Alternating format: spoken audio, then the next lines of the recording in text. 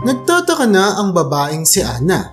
Isang oras na kasi ang nakalilipas. Sa kanilang massage spa, ang kaibigan niyang si Sarah. Pero ni isang salita ay wala siyang narinig dito. Patuloy na lamang minamasahe ang kanyang kaibigan at nanatili lamang si Ana na tahimik. Pero makalipas ang ilang mga sandali, kailangan niya nang magsalita. Ano na naman ba to, Sarah? Kanina pa tayo nandito. Ni hindi man lang bumubukas yung bibig mo. Mabuti pa sabihin mo na sa akin yung iniisip mo. Yung Sarah na kilala ko, hindi naging ganito katahimik. Kahit na may problema yun. Malumanay na wika ni Ana sa kanyang kaibigan na si Sarah. Noong una, inakala pa ni Ana na hindi pa rin magsasalita si Sarah at kailangan niya pa itong pagalitan para lamang magsalita. Pero hindi niya na pala kailangan gawin yun dahil kusa nang nagsalita si Sarah. Oo na, ang tagal kong hinintay para sabihin sa'yo to. Pero dahil ikaw naman na yung unang nagtanong, sige, sasabihin ko na. Marahang paninimula naman ni Sarah habang ang kanyang ulo ay nakatutok pababa mula sa massage table kung saan siya minamasahe ng kaibigan na si Ana. Matagal niya siyang nagtimpi pero hindi na ngayon.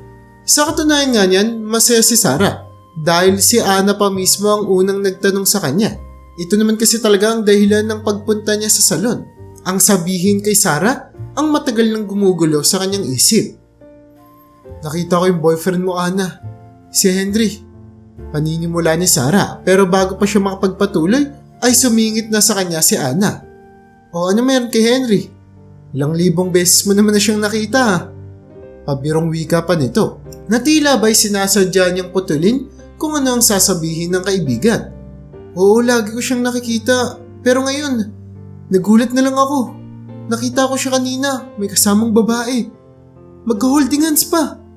Wika ni Sarah habang dinidiin ang salitang babae upang makuha ni Ana ang kanyang punto. Nakita ko sila, Ana. Naglalakad siya kasama yung babaeng yun. At sigurado ako na hindi ko pa nakikita yung babaeng yun buong buhay ko sa tagal ng relasyon nyo.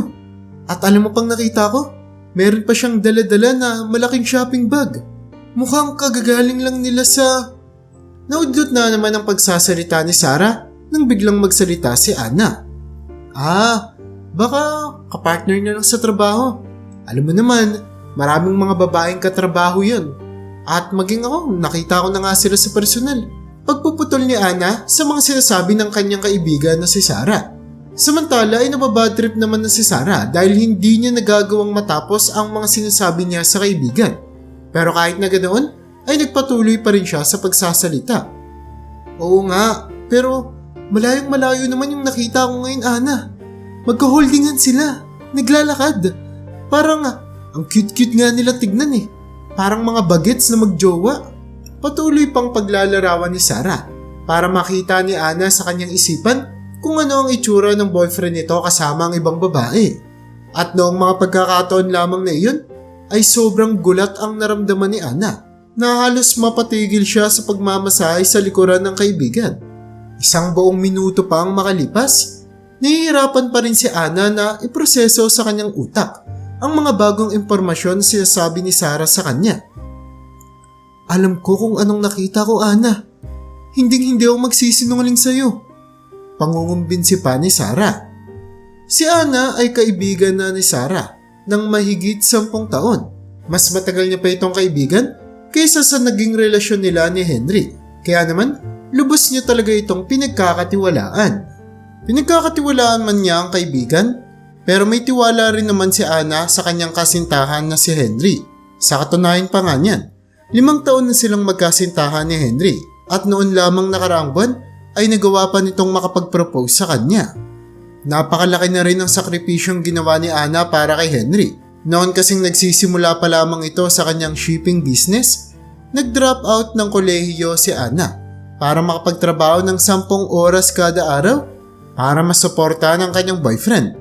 Malaki na rin ang na-invest ni Ana sa company na sinimula ng kanyang boyfriend na si Henry at karamihan sa mga shares ay nanggaling sa kanya.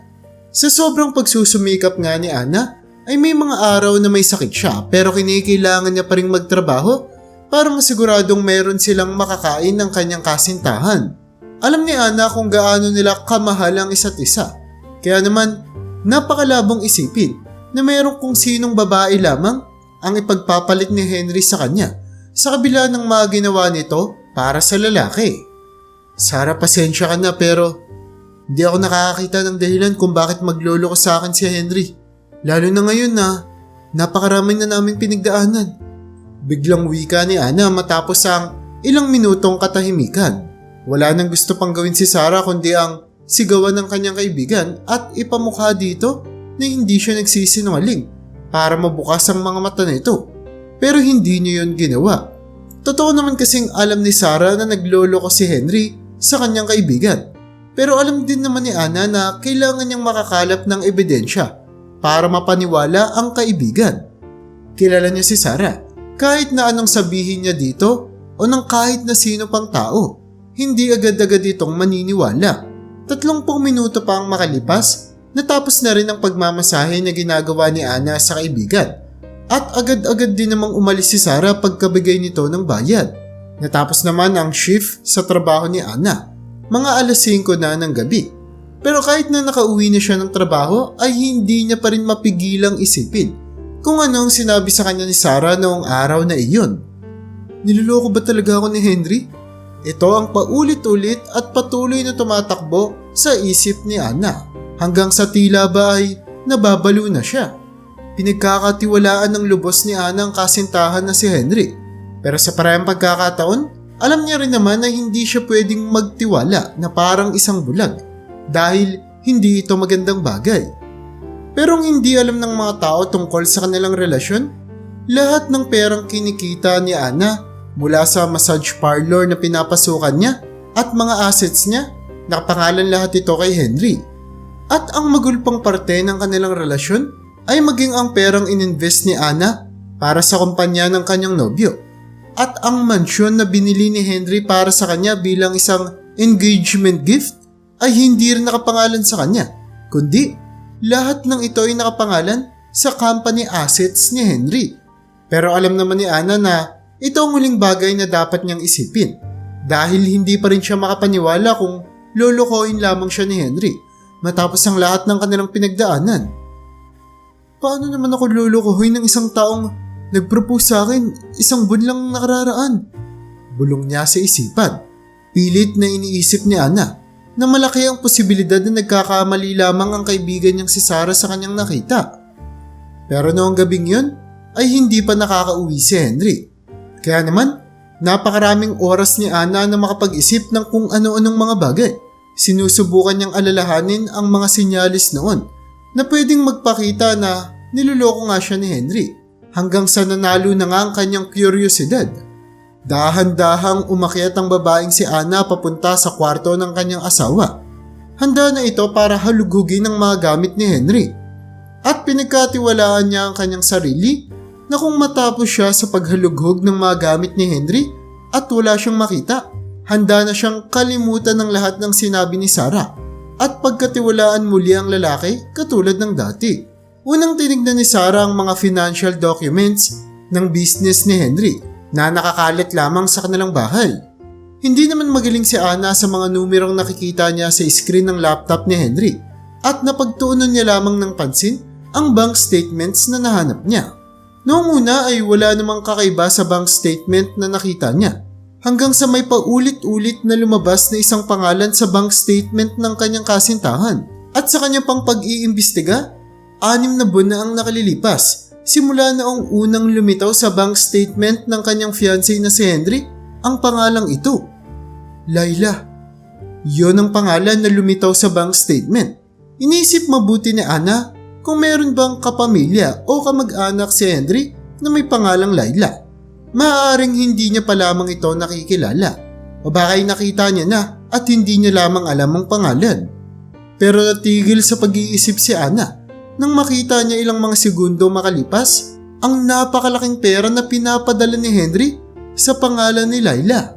Pero ang pinaka nagpataas ng balahibo ni Ana ay nang makita niya ang pinakahuling transaksyon na ginawa nila sa isa't isa. Umabot kasi sa $2 million ang pinadala ni Henry papunta sa account ni Laila. At sa mga pagkakataong ito ay hindi na alam ni Ana ang kanyang gagawin. Unti-unti na lamang tumulo ang mga luha sa namumugto niyang mga mata. Napatunayan nga niyang niloloko siya ni Henry. Pero ang mas masakit pa dito ay tila ba mas alaga pa ni Henry ang kanyang bagong babae kaysa sa kung paano niya alagaan ang 10 taon niya ng kasintahan na si Ana. Pilit na nilabanan ni Ana ang lungkot na kanyang nararamdaman. Agad niyang pinunasan ang tumutulo niyang mga luha at binusisi pa ang ibang mga dokumento sa kwarto ni Henry bago ito tuluyang makauwi. Pero hindi rin nagtagal, tumigil din sa paghahanap si Ana dahil napagtanto niya na sa patuloy niyang paghalongkat ng mga gamit ni Henry ay mas lalo lamang siyang nasasaktan at naiiyak. Sa isang kisap mata lamang kasi ay nawala na ang pangarap niyang bumuo ng isang masayang pamilya. Lahat ng sakripisyong ginawa niya para sa kanyang kasintahan ay napunta lamang sa wala. Pagkatapos ng sandali ang pagpapakalma ni Ana sa kanyang sarili, ay umalis na siya sa opisina ng kanyang asawa at bumalik sa kwarto nilang dalawa. At sa oras na makabalik siya sa kanilang kwarto, ay doon niya hinalungkat ang bawat mga gamit ng kanyang asawa. Mula sa kanyang mga damit hanggang sa sapatos, siniyasat niya ang bawat mga pulgada na pwede niyang makita. Sinubukan niyang maghanap ng mga ebidensya na hindi niya pa nakikita. Hanggang sa mapadpad na nga siya sa suitcase ng kanyang asawa. At doon lamang mas lalong nanlaki ang mga mata ni Ana. Halos mamutla ang kanyang buong muka at hindi makapaniwala sa kanyang nakita. Sa pagbukas niya kasi ng suitcase ng kanyang asawa, nakakita siya sa loob nito ng 2 plane ticket. At ang mga plane ticket na ito ay nakabook na ng 1 week advance. At sa hindi na nga mabilang na pagkakataon, ay unti-unti na namang tumulo ang mga luha sa mata ni Ana hanggang sa halos wala na siyang makita. Pakiramdam niya ay magkaibang sakit na nararamdaman niya noong malaman niya na interesado pa rin ang kanyang fiancé na si Henry. At mas masakit isipin na pinagsawalang bahala lamang nito ang lahat ng pagsasakripisyo ng babae para sa kanya. Pakiramdam niya ay wala siyang kwenta sa mga mata ni Henry at ito ang mas lalong nagpasakit sa damdamin ni Ana. Sa muling pagkakataon, pinunasan na naman ni Ana ang tumutulo niyang mga luha gamit ang kanyang manggas. At maayos niyang binalik ang plane ticket kung saan niya ito unang nakita. Pero bago niya patuluyang maibalik ang suitcase sa aparador ni Henry, ay nakarinig siya ng isang malalim na boses sa likuran niya. Masyado kasi siyang abala sa mga ginagawa niya at hindi niya napansin na nakauwi na pala si Henry. "Anong ginagawa mo dito?" tanong ni Henry mula sa likod niya. Halos tumigil ang puso ni Ana nang mapagtanto niya na baka nahuli siya ng kanyang asawa na hinahalukay ang mga gamit nito. Lalong-lalo na at hindi na rin maitatago ang bakas ng mga luha sa kanyang muka. Hindi na nakapag-isip pa si Hana ng kanyang gagawin. Agad na lamang siyang tumalikod upang harapin si Henry at tumakbo payakap sa lalaki habang umiiyak ng malakas. May ipis kasi!" Pag-iyak ni Ana habang binubuhos ang mga sakit at sama ng loob ng kanyang nararamdaman habang pahigpit din ng pahigpit ang pagkakayakap niya sa fiancé. "Sabi ko naman Sir Henry, may mga problema nga tayo sa peste dito sa bahay natin." Patuloy pang pag-iyak ni Ana. Tuloy-tuloy naman ang mga luwang dumadaloy sa kanyang mata at paunti-unti na ring nararamdaman ang pag-comfort ni Henry sa kanya. "Relax. Baka isang ipis lang naman yung nakita mo, mahal. Huwag kang mag-alala. Tatawag ako ng exterminators bukas." Ngiting wika ni Henry habang tinatapik ang ulo ni Ana. Sa mga pagkakataon na kumalma na si Ana, ay paunti-unti siyang lumapit sa aparador na hindi niya pa nasasara. At guminhawa naman ang kalooban niya nang mapagtanto niya na nasa ayos naman ang mga gamit ni Henry at hindi ito mukhang hinalukay ng kung sino. "Oo nga, baka wala na rin yung ipis na nakita ko." Pasingot na wika ni Ana habang pinupunasan ang kanyang muka at sinusubukan na pakalmahin ang kanyang sarili. Marahan naman na sinara ni Henry ang aparador at hinila si Ana palapit sa kanya para bigyan ito ng panibagong yakap. Muntik pa sanang mailabas ni Ana ang galit na nararamdaman niya sa kanyang fiancé, pero agad niyang napagtanto na kailangan niya munang kontrolin ang kanyang nararamdaman sa ngayon. Kasi alam niya na kapag nakita ni Henry na may mga pagbabago sa kanyang kilos, ay mapagtatanto din ito na alam niyang nagloloko ang lalaki at nagsisinungaling sa kanya. Tara na mahal, paglulutuan kita ng masarap. Sana lang talaga hindi stressful yung araw mo ngayon. Wika ni Ana habang binibigyan ng magandang ngiti ang kanyang fiancé at paunti-unting lumalayo sa pagkakayakap nito. Oo, hindi naman ako na-stress. Sa katunayan nga niyan, sobrang bilis lang ng araw ko. Nagkaroon lang ako ng meeting sa isang business partner ko. Tapos, masaya naman. Masayang wika naman ni Henry habang tila ba kumikinang-kinang pa ang kanyang mga mata. Laging nakikita noon ni Ana kung paano ngumiti ang kanyang fiancé sa tuwing binabanggit nito ang kanyang business partner. Pero doon niya lamang napagtanto na hindi lang pala simpleng business partner ang tinutukoy ng kanyang asawa. At sa mga pagkakataon na iyon, nakumpirma niya sa ningning ng ngiti ng kanyang asawa na totoo ngang meron itong ibang babae. Pero kahit na ganoon, determinado pa rin si Ana na mahuli ang kanyang fiancé. Kaya naman, marahan siyang umalis sa pagkakayakap dito at hinawakan ng kamay ni Henry pababa sa kanilang kusina. Pero ilang mga hakbang pa lamang ang kanilang nagagawa, ay bigla na lamang napahinto si Ana. Hindi niya alam kung bakit, pero sa kanyang utak ay galit na galit siya sa kanyang sarili dahil sa katangahan niya. Bakit hindi ko to napagtanto dati pa? Wika ni Ana sa kanyang isipan habang lumilingon kay Henry at binibigyan ito ng isang napakalaking ngiti. May naamoy ba akong kakaibang perfume sa'yo? Parang ang bango ng pabango mo ngayon ah. Hindi yan yung kalimitang naaamoy ko sa'yo. Pamamuna ni Ana kay Henry. Oh, nagustuhan mo ba yung amoy? Huwag kang mag-alala dahil ikaw naman yung pinakamamahal kong fiancé. Bibilhan din kita katulad nito. Sagot ni Henry sa kanya. Lalo lamang lumaki ang peking pagngisi ni Ana sa kanyang fiancé dahil sa mga sinabi nito. Grabe, ikaw talagang pinaka-the best sa lahat. Pagkukunwari namang sagot ni Ana sa kanya at pagkatapos ay sabay na silang bumaba sa kusina para paglutuan ni Ana ng isang masarap na pagkain ang kanyang fiancé. Sa kanyang pagluluto, ang daming tumatakbo sa kanyang isipan na gusto niyang gawin sa pagkain na niluluto niya. Pero sa kabutihang palad naman ay hindi siya nakaisip ng masama para malagay sa delikado si Henry. Nagpatuloy lamang siya sa paghiwa ng mga gulay. Pero dahil na rin sa lalim ng kanyang iniisip ay hindi niya napagtanto na daliri niya na pala ang nahiwa niya. Hindi naman ganoon kalalim ang naging sugat niya sa daliri. Pero sapat na ito para tumulo ang napakaraming mga dugo. Aray ko! Walang malay na pasigaw ni Ana. Laking gulat niya na ilang mga segundo pa lamang ang nakalipas ay naroon na si Henry sa kanyang tabi. Nag-aalala itong pinuntahan siya. Nahiwa mo yung daliri mo no? Patingin nga. Huwag na nga magluto. Order na lang tayo ng pagkain. Akin na, lagyan muna natin ng band-aid yan. Pagmamadali ni Henry sa kanya habang hinihila niya ang babae, paalis ng kusina. Sa mga pagkakataong iyon na nag-aalala si Henry na nilalagyan ng bandage ang kanyang daliri, ay wala namang magawa si Ana kundi tignan ng kanyang fiancé. Hindi niya may tatanggi na medyo nalilito rin siya sa mga nangyayari. Paano niya nagagawang ipakita sa akin na mahal niya ako at nag-aalala siya? Tapos iiwan niya rin ako. Pagtatakang wika ni Ana sa kanyang isipan. Habang nauudyo ka na talaga siya ng kanyang sarili na sabihin kay Henry na alam niya nang nagloloko ito sa kanya. Pero masisira ang kanyang plano kung gagawin niya ito. Kaya naman hinayaan niya na lamang si Henry na lagyan siya ng bandage. At pagkatapos ay masaya siya at puno ng pagmamahal na nagpasalamat sa lalaki.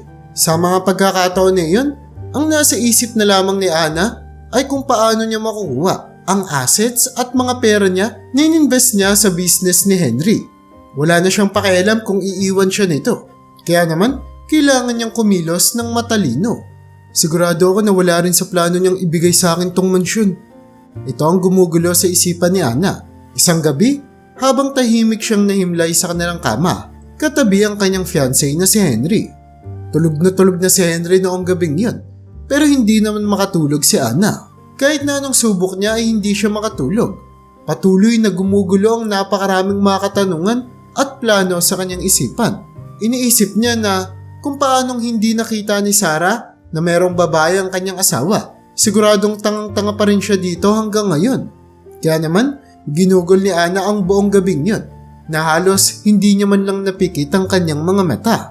Sa katunayan nga niyan, sa sobrang galit na nararamdaman niya kay Henry ay gusto niya na lamang patayin ito habang natutulog gamit ang unan sa tabi niya. Pero pinagsantabi niya lahat ang kanyang nararamdaman at nanatili siyang gising para gumawa ng plano at masiguro na ang kanyang fiancé at ang kabit nito ay talaga namang pagsisisihan ang kanilang ginawa. Pero bago pa siya gumawa ng iba pang mga aksyon, gusto niya munang makilala sa personal at makita ang babaeng si Layla. Alam niya kaya na may girlfriend na si Henry? O baka katulad ko, biktima lang din siya? Ito ang mga tanong na tumatakbo sa utak ni Ana. At alam niya na masasagot lamang ang mga tanong na ito kapag nakita niya na ng personal ang babae. At sa mga pagkakataong ito, wala nang paki sa Ana kung magiging stalker pa siya. Basta masagot lamang ang kanyang mga tanong. Bukod pa dito ay isang linggo na lang ang natitirang oras niya bago umalis ang kanyang asawa at ang kabit nito. Sa mga sumunod na araw ay lalo lamang nasabik si Ana na malaman ang mga sagot sa kanyang katanungan. Hindi siya nakatulog nakaraang gabi, pero noong gabi din na iyon ay nagawa niyang mabuksan ang cellphone ni Henry at nakita niya roon ang numero ni Layla. Mag-ingat ka sa pagpasok mo, mahal. Hihintayin kita pag uwi. I love you. Ito ang pagpapaalam na ginawa ni Ana kay Henry. Noong umaga na papasok na si Henry sa trabaho. Masaya naman siyang niyakap ng kanyang asawa at hinalikan. Habang si Ana naman ay mahigpit ang pagkakahawak sa kanyang telepono. Hinihintay niya lamang na umalis si Henry para magawa niya na ang kanyang plano. At nang makaalis na nga ang kanyang fiancé, ay agad siyang naghanap ng isang private investigator sa online na kung saan binigay niya dito ang numero ni Layla para malaman ang mga detalye tungkol sa babae. Agad namang nagsagawa ng background check ang investigator tungkol kay Layla. Kinuha niya ang lahat ng mga impormasyon na pwede niyang mahanap sa pamamagitan ng numero na binigay sa kanya ni Ana. Kung hindi lang po sana isang araw yung palugid niyo sa akin, ma'am, mas marami pa po sana akong maibibigay sa inyong impormasyon tungkol sa kanya. Ito ang sabi ng investigator sa online chat nila ng babaeng si Ana. Nang ibigay niya na kay Ana ang lahat ng mga impormasyon na nakalap niya at matapos rin siyang bayaran ni Ana. Okay lang yun. Sapat na tong mga impormasyon na binigay mo sa akin. Sagot naman ni Ana sa private investigator. Nang makuha na ni Ana ang lahat ng mga impormasyon na kanyang kinikailangan, ay agad siyang pumunta sa social media account ni Layla. Laking gulat nito sa kung gaano kaingrande ang buhay ni Layla. Napakarami nitong ginagastos na mamahaling mga gamit na pinapost nito sa kanyang social media account. Grabe, parang ang yaman-yaman naman ng babaeng to. Bulong ni Ana sa kanyang sarili habang iniisa-isang i-scroll ang bawat mga post ni Layla sa kanyang account. Pero hindi lamang doon natapos si Ana dahil gusto niya pang mas malalim na makilala si Layla. Kaya naman ginalugad niya ang bawat mga video o picture na pwede niyang makita sa mga account ni Layla. Pero sa kalagitnaan ng pagtingin niya sa Instagram account ng babae, tila ba ay nagiging pamilyar na ang mukha nito sa kanya. Hindi niya maalala kung saan niya ito nakita, pero sigurado siya na nakita niya na ito minsan sa kanyang buhay. At sa pagpapatuloy niya pa ng pagkalikot ng account ng babae, ay biglang lumitaw ang post nito na nagpapakita na nagpapamanicure siya ng maganda. At ayon sa caption ni Layla, ay pupunta siya sa isang mamahaling salon pagkatapos. Kaya naman, agad na hinanap ni Ana ang salon na laging pinupuntahan ni Layla at nakita niya rin sa mga post nito ang paboritong salon ng babae. Kaya naman nang makasigurado na siya na dito susunod na pupunta si Layla, ay agad siyang umakyat sa kwarto, naligo at nagbihis ng pinakamahal niyang kasuotan na siguradong kahit na sinong makakasalubong niya ay hindi matitiis na lingunin siya. Dahil sa ganda ng suot niya. Ito na ang oras para makita niya ng personal ang babae. Naunang nakapunta si Ana sa salon ng 30 minuto ng mas maaga. Kaya naman ay naghintay na lang muna siya sa kanyang sasakyan na nakaparking sa labas ng salon. Pero hindi niya pala kinakailangan pang maghintay pa ng mas matagal dahil agad niyang naispatan si Layla. Nakasuot ito ng shade at may nakalaylay na mamahaling bag sa kaliwang kamay nito. Nang makasigurado siyang ito na nga si Layla, ay agad siyang bumaba sa kotse. Sinundan ang babae. Habang wala namang kamalay-malay si Layla na naglalakad papunta sa pintuan ng salon, at nagmamadaling sumusunod sa kanya si Ana sa likuran niya. At pagkatapos ay dito na pala nagsisimula ang mga plano ni Ana. Binilisan niya ang kanyang paglalakad hanggang sa tuluyan niya ng mabangga si Layla. At dahil sa impact ng pagkabangga ay nabitawan ni Ana ang kanyang handbag na nagdulot naman para matapilok siya sa mataas ng heels na suot-suot. Kahit na sinasadya niyang banggain si Layla ay mas mukhang kaawa-awa ang kanyang sinapit. Napalingon si Layla sa kanya. Pero nang pasigaw na sana siya ay naawa siya sa kung paanong nakayuko si Ana at nang hihingi ng tawad sa kanya. Pasensya ka na talaga. Hindi ko sinasadya. Kasalanan ko talaga. Dapat pag naglalakad ako, hindi ako nakatitig sa phone lang. Nasaktan ka ba? Pag-aalalang tanong ni Ana sa kanya. Hindi, okay lang naman ako. Sagot naman ni Layla habang tinutulungan siyang makatayo. Okay ka lang ba? Mukhang naputol yung heels mo ah. Wika nito habang tinititigan ang heels na suot ni Ana. Mukhang hindi naman. Nahihiyang ngiti naman na wika ni Ana. At pagkatapos ay sabay silang pumasok ng salon. Doon ay sinabi ni Ana na ito ang first time niya sa salon na ito. At dinugtungan niya pa ang kanyang istorya na kinancel daw ng kanyang dating hairdresser ang kanyang appointment kaya naman napunta siya sa ibang salon.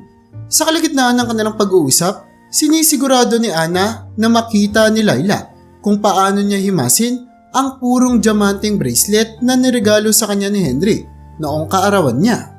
Napagtanto niya kasi na kung may bagay man na pinakagusto ni Layla sa mundong ito ay ang pera. Nahahalata niya yon sa babae. Matapos niya kasing tulungan si Ana na makatayo, ay nararamdaman na ni Ana na parang hindi interesado si Layla na makipag-usap sa kanya. Pero biglang nagbago ang mood nito nang makita ang purong diamante na nakasuot sa kamay ni Ana. Ang ganda naman ng bracelet mo. Sinong nagregalo niyan sa'yo? Nakangising wika ni Layla habang nakatitig lamang ito sa bracelet ni Ana. Yung boyfriend ko. Sagot naman ni Ana nang may mapagkumbabang ngiti habang pinapanood niya ang mga mata ni Layla na tila ba nagniningning na nakatitig sa kanyang alahas. Sabay silang pumasok sa may salon pero walang magawa si Ana kundi ang maghintay habang inaasikaso ang buhok ni Layla. Halata kasi na regular na si Layla sa salon na iyon.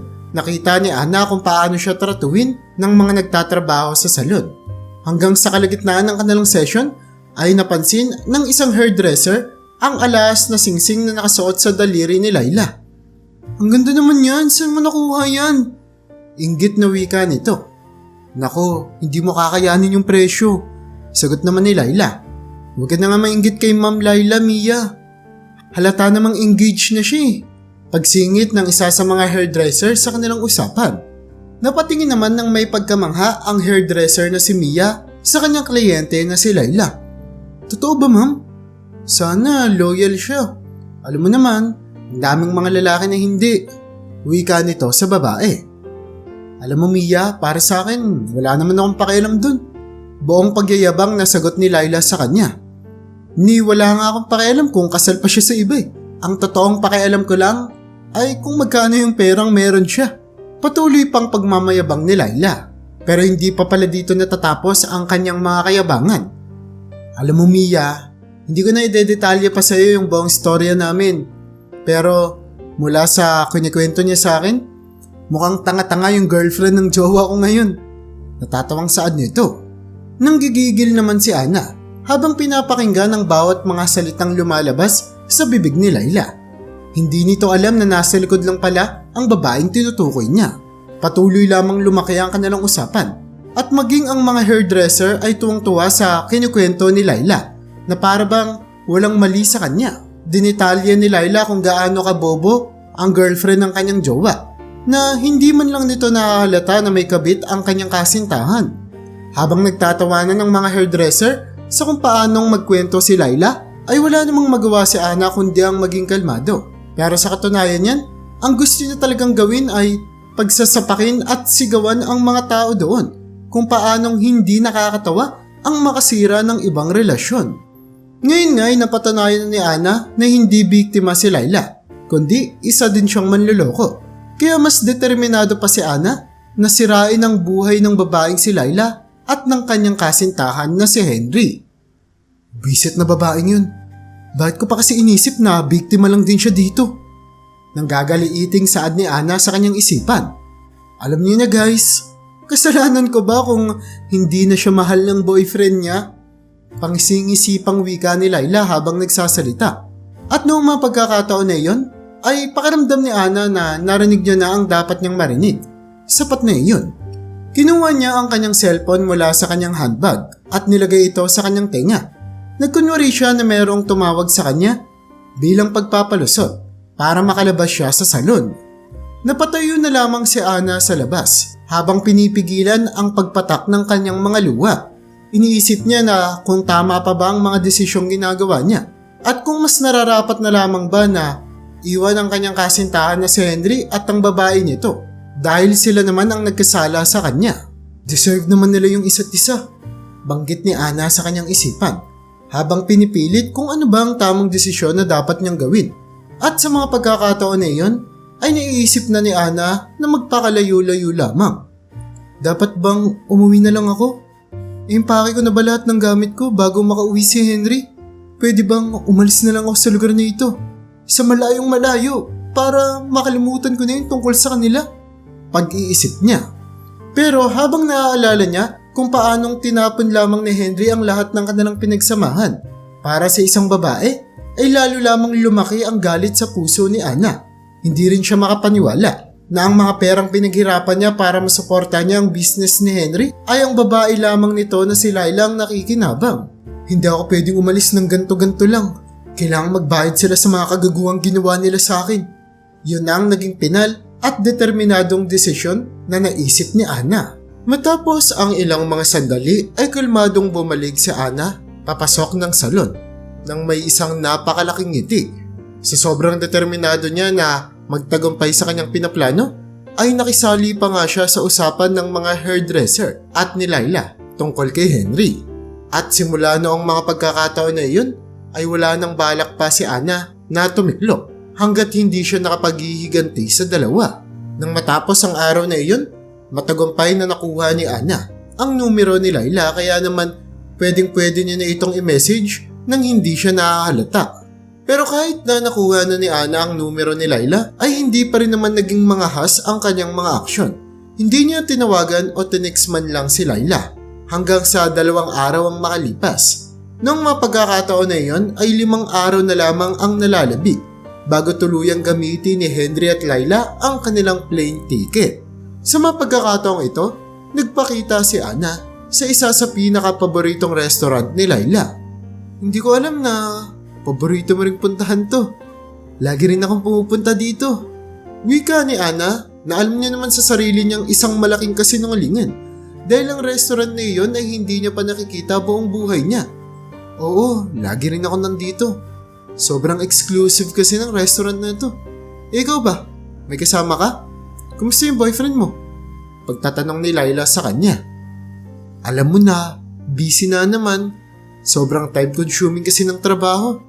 Sagot naman ni Ana habang paupo sa tapat ni Layla. Iisa lang ang kanilang table. Sa katunayan yan, si Ana pa ang inimbita ni Layla sa lugar na iyon. Ikaw, kumusta ka? Kumusta naman yung sinasabi mong boyfriend mo? Curious na tanong ni Ana sa kanya. Hindi ito mapigilang itanong ni Ana dahil gusto niyang malaman kung totoo nga bang busy si Henry katulad ng sinasabi nito sa kanya. Nagkita na kami kanina pa. Kaninang umaga. Kahit gaano ka busy yun, hindi talaga siya papayag na hindi makagawa ng oras para sa akin. Lagi niya ako pinagtutuunan ng pansin. Pagmamayabang ni Layla. Nakaramdam ng hinanakit sa puso si Ana dahil sa sinabing ito ng babae. Ngunit nagawa niya namang itago ang sakit na nararamdaman niya. At sa halip ay ngumiti na lamang siya na parang masaya siya para sa babaeng si Layla. Maya-maya pa ay dumating na sa kanilang lamesa ang mga pagkain na in-order nila. Habang kumakain sila, inilabas na ni Ana ang isa sa pinakaparte ng kanyang planong paghihiganti. Ang plano niyang ito ay may kinalaman sa kanyang massage parlor. Gusto niyang imbitahan si Layla ng mag-isa doon kung saan dito niya gagawin ang kanyang paghihiganti at sisiguraduhin niyang pagsisisihan ng babae na inahas nito ang kanyang fiancé. Uy, nasabi ko na ba na massage therapist ako? pwede kang pumunta kahit kailan mo gusto. At dahil first time mo pa lang naman, bibigyan kita ng discount. Suggestion ni Ana kay Laila habang pinapakita dito ang ilang mga larawan sa kanyang massage parlor. Sobrang laki ng tiwala niya sa planong ito dahil wala siyang kilalang tao na ayaw magpamassage. Kaya naman laking gulat niya nang sagutin siya ni Laila ng salitang hindi. Hindi na nga rin natago pa ni Ana ang gulat na nararamdaman niya dahil sa sinabing ito ni Laila. Alam mo, kung naaalala ko lang, nagkaroon na rin ako ng massage session sa lugar niyan. Diyan sa pinapakita mo at hindi ko yung nagustuhan. Sobrang sensitibo kasi ng balat ko. Sagot ni Laila.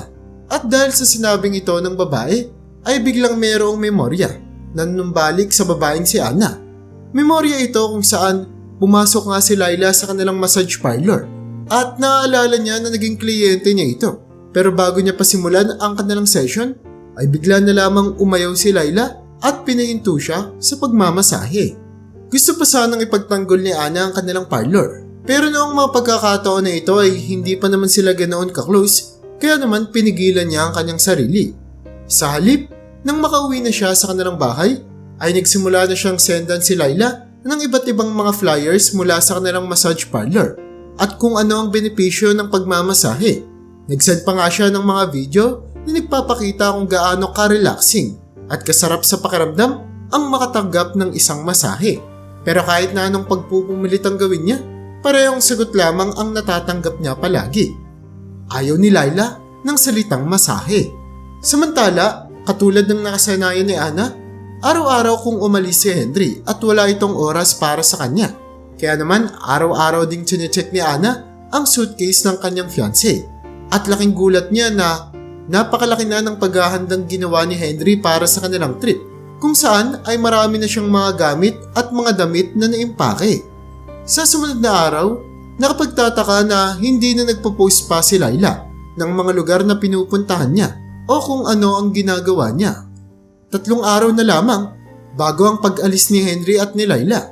Nagsimula nang magpanik si Ana dahil hindi nasusunod ang kanyang plano. Kaya naman kumapit na siya sa patalim.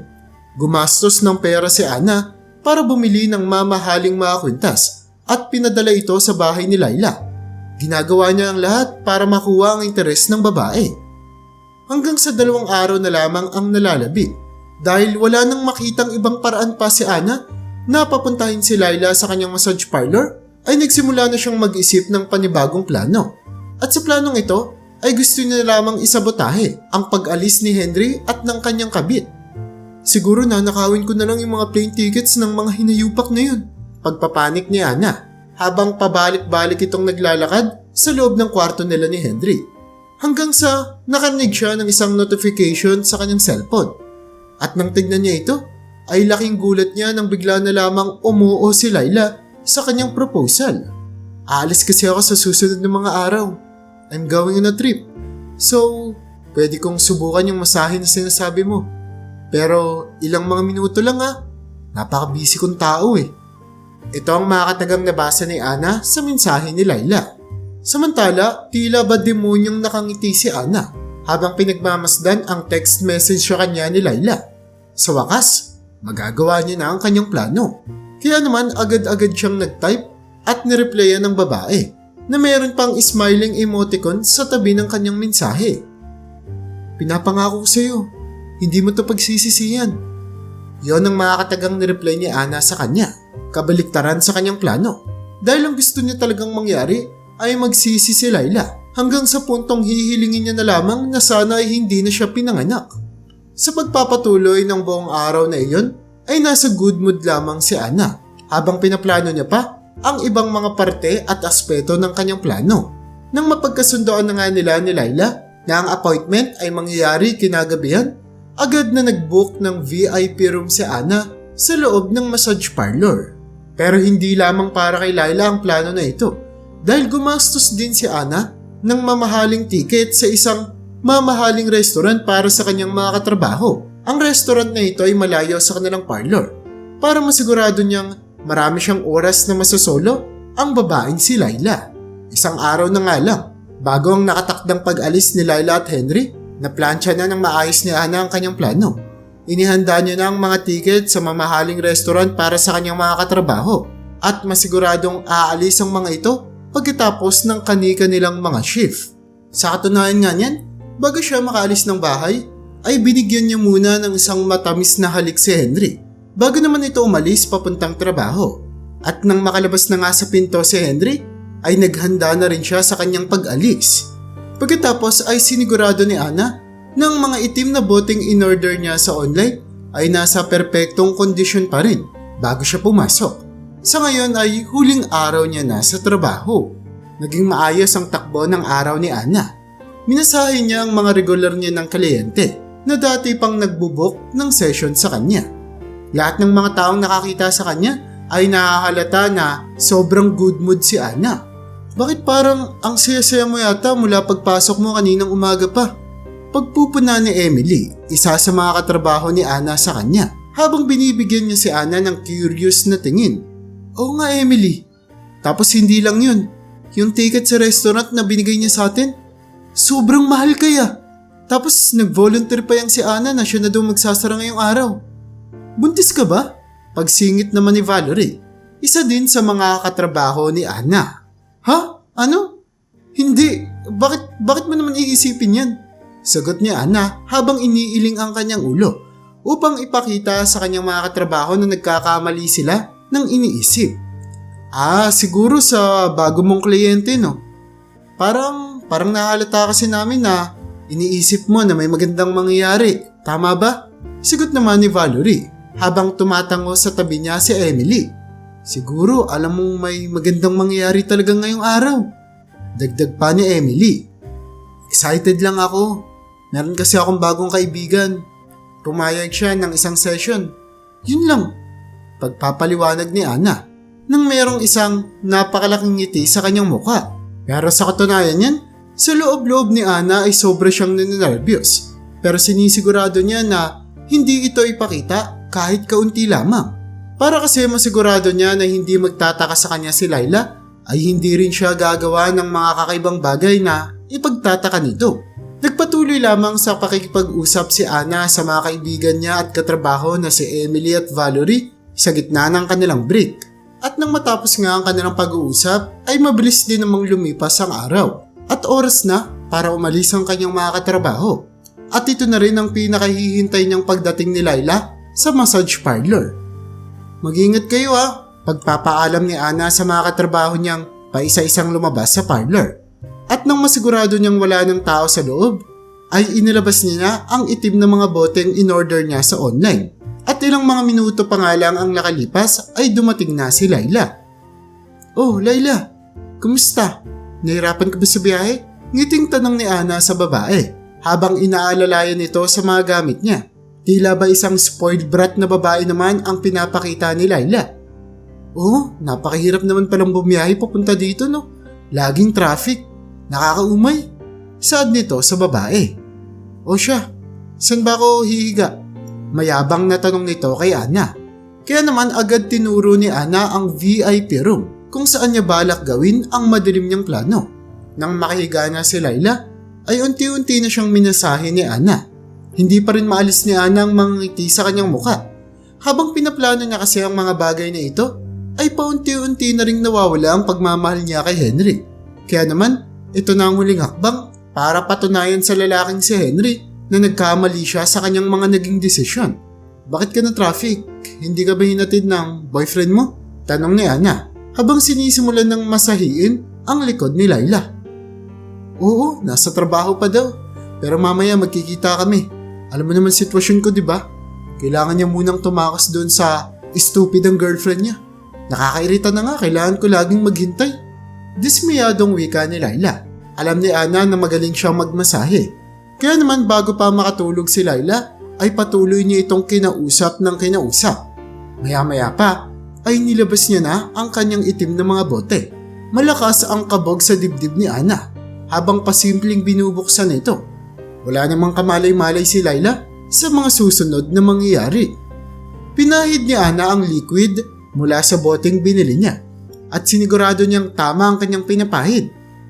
Paralyzing liquid, yun ang nakatatak sa bote na iyon. Maya-maya pa ay agad ding umepekto ang pagpahid na ginagawa niya. Ana, ano nangyari? Bakit hindi ako makagalaw? Hindi ko magalaw yung leeg ko, Ana! Naiiyak at nagpapanik na wika ni Layla habang sinusubukan na magpumiglas. Hay, sa wakas! Tapos na rin yung pagkukunwari kong maging mabait sa iyong hinayupa kang babae ka. Ang tagal ng panahon na gustong sabihin yon ni Ana sa kanya. Ha? Anong sinasabi mo? Bakit hindi ako makagalaw? Tulungan mo ako! Pagpupumilit pa rin ni Layla pero wala siyang magawa. Buong katawan niya kasi ay binigyan ni Ana ng paralyzing liquid kaya naman matagal talaga siyang mapaparalyze. Gusto mo ng tulong? E di, sagutin mo yung mga tanong ko. Naiintindihan mo? Pananakot ni Ana sa kanya habang naiiyak naman na si Layla sa sakit na kanyang nararamdaman. Well, siguro di mo ako kilala. O baka kilala mo ako o sadyang ikaw yung tanga sa ating dalawa. Ano sinasabi mong ako yung pinapaikot ni Henry? Tanga, ikaw yung pinapaikot ko. Isang linggo na kitang pinapaikot, hindi mo man lang nahalata. Laking gulat ni Layla sa mga sinabi ni Ana sa kanya. Paano mo kilala si Henry? Sino ka ba talaga? Tanong nito sa babae. Ako yung tinutukoy mong girlfriend niya. Ako yung sinasabi mong stupidang babae na nagpapaloko lang sa kanya. Well, tignan mo yung sitwasyon ngayon. Sino sa atin yung stupida, ha? Nagmakaawa si Layla sa kanya. Pero masyado nang natatabunan ng paningin ni Ana. At kahit anong pagmamakaawa pa ang gawin nito, ay hindi na rin yun e-epekto. Wala akong pakialam sa pag-iyak mo ngayon o sa pagmamakaawa mo. Isa lang ang sigurado. Walang tao dito at walang makakarinig sa mga iyak mong yan. Kaya kung ako sa'yo, sundin mo na lang yung mga iuutos ko sa'yo kung gusto mo pang makalabas ng buhay dito. Naiintindihan mo ba? Pananakot pa ni Ana habang patuloy naman ang pag-iyak ni Layla na ang kanyang ulo ay nakatutok lamang sa sahig. Hindi niya makita kung anong reaksyon ang ginagawa ni Ana pero sigurado siya na hindi na ito madadaan sa mabuting usapan. Muli ay nilabas ni Ana ang bote para magpahid ng panibagong paralyzing liquid sa katawan ni Layla. Anong ginagawa mo? Tama na, Ana! Tama na! Pagmamakaawa ni Layla. So, kung gusto mong tumigil ako, sasagutin mo yung mga tanong ko. Naiintindihan mo? At doon niya na nga sinimulang interogahin ng babae. Sa huli ay nakuha niya ang lahat ng mga impormasyon na kinikailangan niya. Kung saan ay nalaman niya rin kung saan napunta ang 2 milyong dolyar na binigay ni Henry sa kanya. Nang malaman niya na ang lahat ng mga impormasyon na kinikailangan niya tungkol sa pera, ay agad niyang nilisan ang massage parlor. Habang paralisado pa rin naman si Layla doon nang nag-iisa. Saan ka pupunta? Akala ko ba papakawalan na ako pag sinagot ko yung mga tanong mo? Sigaw na wika ni Layla habang wala namang pakialam sa kanya si Ana na patuloy lamang na umaalis at inaasikaso ang kanyang mga gamit na dala. Nang makauwi na nga sa bahay si Ana ay katulad ng inaasahan wala na naman doon si Henry. Kaya naman naging madali para sa kanya ang kunin ang lahat ng mga impormasyon na kinikailangan niya tungkol sa bank account ng kanyang asawa. At wala ni isang bitching kong duling ang natira doon. Dapat lang to sa lahat ng kagaguhang ginawa niyo sa akin, Henry. Pasalamat ka. Pasalamat ka, ito lang yung ginawa ko. At kahit kailan, hindi mo na ako makikita. Ito ang huling mga kadagang sinabi ni Ana sa kanyang sarili habang tinitignan ang larawan ng kanyang kasintahan kasama siya sa isang photo frame. At pagkatapos nga nun, ay hindi na siya muling nagpakita pa sa buhay ng mga taong kakilala niya. Lumipad sa ibang bansa si Ana. Namuhay ito sa isang lugar na ngayon niya pa lamang napuntahan na kung saan ay nakakilala siya ng ibang mga tao. At sa pagkakataong ito ay nakahanap na siya ng isang tunay na pag-ibig na magpaparamdam sa kanya na isa siyang babae na dapat mahalin at hindi karapat-dapat masaktan at lokohin. Buwan-buwan kasi, simula noong maging sila ng lalaking si Charles, ay lagi siyang pinapadalhan ito ng bulaklak. Hanggang sa umabot ang kanilang engagement, ay nanatiling consistent si Charles sa pinapakita niyang pagmamahal kay Ana. Masaya naman si Ana sa lahat ng mga naging desisyon niya sa buhay, na kung paanong iniwan niya si Henry at pinamukha dito na hindi siya basta-bastang babae lamang na pwedeng lokohin. Ngayon ay masaya na siya at bumubuo ng isang pamilya kasama ang bago niyang karelasyon at mapapangasawa na si Charles.